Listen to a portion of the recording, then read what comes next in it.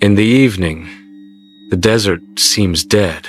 The wind blows sand along the highway, clogging the headlights of the old pickup truck, and everything around him turns into a gray-yellow fog.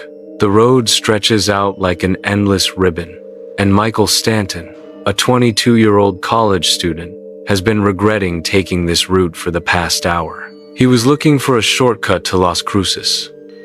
On the map, this route looks straight and convenient, but now it seems cursed. There are no other cars on the road, only broken signs and rare crooked fences. As the tank gauge approached the red zone, he spotted a dark silhouette on the horizon. A wooden structure, a water tower, and a tilted windmill. "Great," he muttered. "At least I can ask for directions." The ranch looked dead from a distance. The fence was broken, and the gate hung on rusty hinges. The boards on the house were blackened, and the windows were empty. The place seemed to have been scorched by the sun, but there was a sense of it as not abandoned. It was waiting. The pickup choked at the porch. Silence hit the ears. Michael turned off the engine, got out, and felt the dry wind ruffle his hair. The porch creaked under his feet. The door was ajar. He called out, "Hello! Is anyone there?" There was no answer, just the distant cawing of a crow. Inside, the air smelled of mold and dust. Old photographs hung on the walls. Stern men in cowboy hats, women with blank stares. In one frame there was a strange picture, a cowboy with a mustache and hands covered in cactus, like spines. Michael couldn't help but laugh, but it sounded forced. There was a rocking chair in the corner. It was gently swaying on its own, as if someone had just gotten up. In the bedroom, there was a thick notebook on the dresser. The cover was cracked, and the pages were yellowed. He didn't want to read it, but his hands unfolded it on their own. It was 1893. We found him at a well. It was night. He was dressed like a cowboy, but his skin was green and covered in spikes. He asked for water. My father said that the desert burned out your brain, but I saw him drinking, and the water didn't quench his thirst.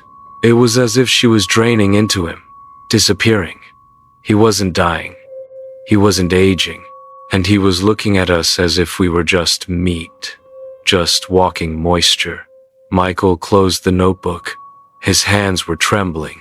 There was a sound behind him, a rustling, like a dry brush brushing against the wall. He turned around.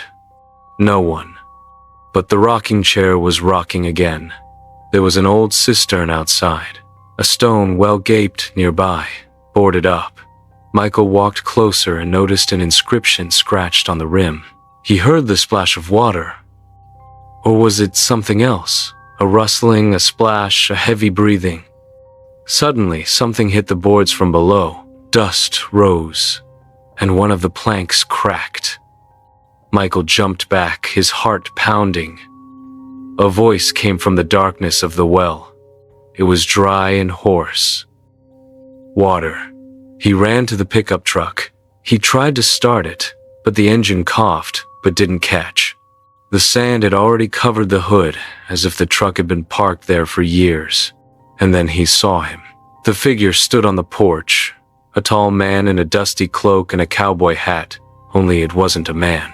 Green arms, covered in needles, protruded from the sleeves. The face, if it could be called a face, looked like a withered cactus with hollows for eyes. He slowly raised his hand and adjusted his hat. "I've been waiting a long time," he croaked. Waiting for a new traveler to come. Michael backed up, tripped over a rock. Who are you?" The cowboy smiled with a lipless mouth. "I was a man, once upon a time, but the desert, it transplanted me. Now, I am its seed, and you are my drink." Michael rushed into the house and slammed the door shut, but it creaked immediately. The cowboy had run his claws across the wood, leaving deep grooves. The boy ran upstairs to the bedroom. The window.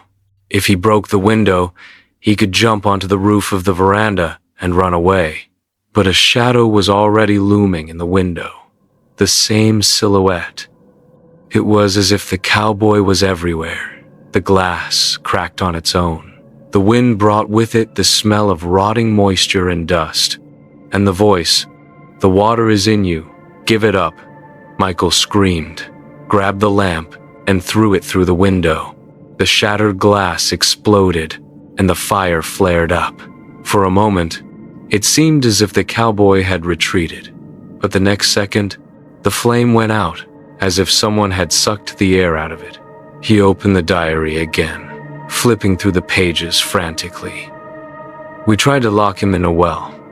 First, with prayers. Then, with fire. Nothing worked. He only became more angry, more hungry. He whispered to us that the desert was always hungry. We brought him livestock. Then, he demanded more. One night, he came out. I woke up to screams. My mother was a skinless husk, and my father was a bag of bones. My brothers had disappeared. I nailed the well shut. I wrote a warning, but he laughed. I heard his footsteps for years. I think I'm going to be like him soon.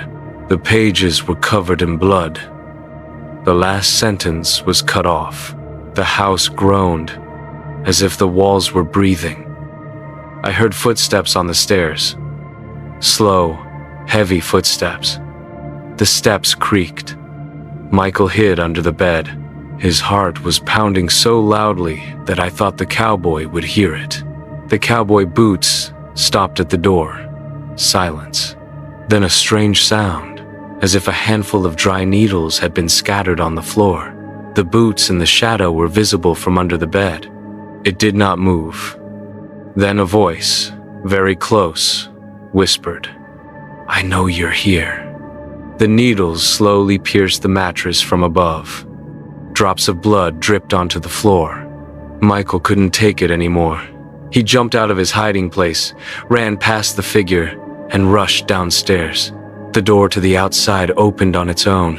He ran out into the yard, but the ranch had changed.